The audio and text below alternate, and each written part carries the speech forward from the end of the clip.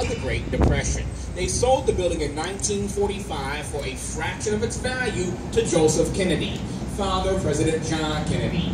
The Kennedys also used to own the building to our right here in the background, but they sold both buildings back in 1998. However, the Kennedy family did retain ownership of the land directly here to our right, jutting out to the river, called Wolf Point. As I mentioned earlier, on and around it, we're going to have construction, construction, construction. This is also where the three branches of the Chicago River merge and converge. The main branch we have just come down. South branch, very much to our left, will go down. North branch to our right, we're about to make our turn down right now. About 3.5 to 4 years ago, a major planned development was approved to be built here to your right on the point. That planned development includes the construction of 3 high-rises. Right now, they're working on the first and shortest of the 3. A 48-story tall apartment building to our right that rises 484 feet. It seems taller because it's so very skinny. We're going to have 500 units in this building. They're going to start occupancy sometime in January. Dead center to our right at the peak, you're going to have a roughly 950-foot tall building. Hopefully they go taller, as this site is too much visually important for anything of any architectural or vertical mediocrity. On the east side of the site, nearest to Mark, you're going to have a roughly 750-foot tall building. Now, as we round the bend, so to speak, look to your right or to the east down the main branch skyscraper canyon, because that is what you get when you have good planning and great architecture.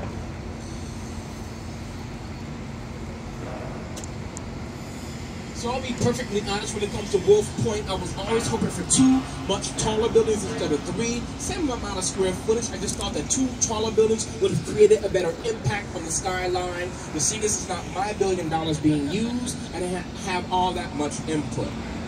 So eventually, the Riverwalk here will wrap around the entire peninsula. It will be open to the public. They're still adding a few windows here. You can see the windows open up a nice amount to give some natural ventilation. The open windows give the building a very unique texture. They have rafter columns here with stainless steel. Of course, those who live in the building directly here to our left weren't necessarily happy and thrilled about the development here to our right, because many of them will be losing their views down the main branch of the river. But fortunately, however, no one owns their views, says me and the judge. As you can see, construction has commenced. There was no big secret because there have been plans for buildings on that site for 45 years, so it was going to happen eventually. The brick building here to our left is undergoing a whole lot of maintenance right now. It's called Fulton House, originally the North American Cold Storage Building, a giant icebox that had very few windows. It was renovated 40 years ago by architect Harry Weiss, who in his youth was an avid sailor. So in many of his original designs, you would notice some nautical themes, like here to our left in the River Cottages, built between 1986 to 88. The round windows here may remind you of portholes on a ship. The triangular shape may remind you of a bow or a sail on the ship. For the first time since these units were constructed, one of them came on the market 1 month ago. A 4,300 square foot unit with 3 bedrooms came on the market for only $2.3 million. It was under contract in 1 week. Rising up here to our right, above the East Bank Club, we're going to have a 1-year-old rental high-rise, 360 West Hubbard, also called Hubbard Place, designed by Solomon Cordwell Benz Architects out of Chicago. That same firm designed the high-rise at the northern end of the East Bank Club called Kingsbury Plaza from 2007. East Bank Club to our right is a fairly high-end health club. Now, before we make this turn, I can give a quick comparison as to how we used to treat the river's edge here to our right versus how we now treat the river's edge here to our left. To our right, the East Bank Club building is built fairly close to the river itself. There's no real nice river walk, landscaping, lighting, flowers, plants, garden. There were some flowers in the flower pots. Now you're at the time of year when everything dies. And thank goodness for this ivy here, else you'd have an ugly, bare, blank concrete wall. Then you fast forward 20 years here to your left, we have an entirely new neighborhood called Kinsey Park, which, as you can see, sets back about 30 feet here from the river's edge to include these public promenades with river walk and landscaping. The city of Chicago, developers, and the residents are no longer viewing the river here as being that nasty little stream. We're trying to embrace it and view it as a city's second waterfront. You got Lake Michigan to the east, the Chicago River runs through the heart of downtown and many of the outlying neighborhoods. But as we're making this turn right here, right about now, I'm supposed to be quiet, unfortunately, for a few short moments, because apparently there are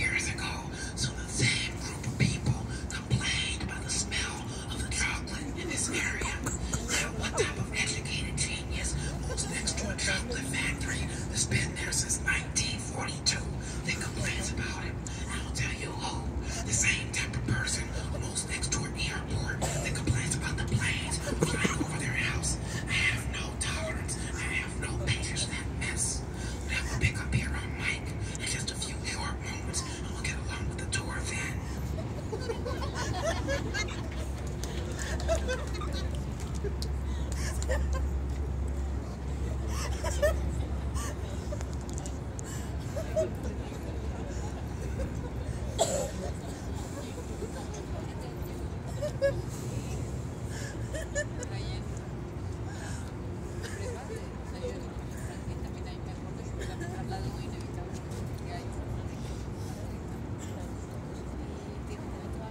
crane right there on top of that.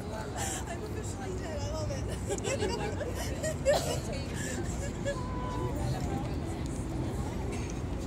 Wow, this is incredible, brother. Good job, man.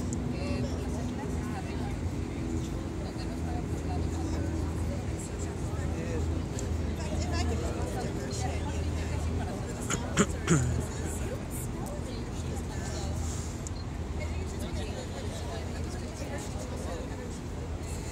Yeah. I would miss it. Without a view of the Okay, so now that we're past all that, I'll pick up once again. So the railroad bridge here in front of us on the diagonal, I've never ever in my short lifespan with my own 4 eyes have ever seen this bridge down. I know that it has been down, I know that it will go down, but I have never seen it down. The reason they keep it up is because when it's closed, the clearance here is only about 6 or so feet, and boats will not be able to pass freely below it. They would have to have it manned 24/7. It was built back in 1908 by the Chicago and Northwestern Railway Company. It would not be torn down because it has been landmarked. The giant concrete counterweight in the background weighs more than 1,200 tons. Trains do not traverse the bridge, it's about 2,000. They do test it once a year to make sure that it's still operable. And one thing you'll also notice is that bridge does not have a whole lot of rust on it compared to a lot of the street bridges. That's because of the lack of salt in the wintertime.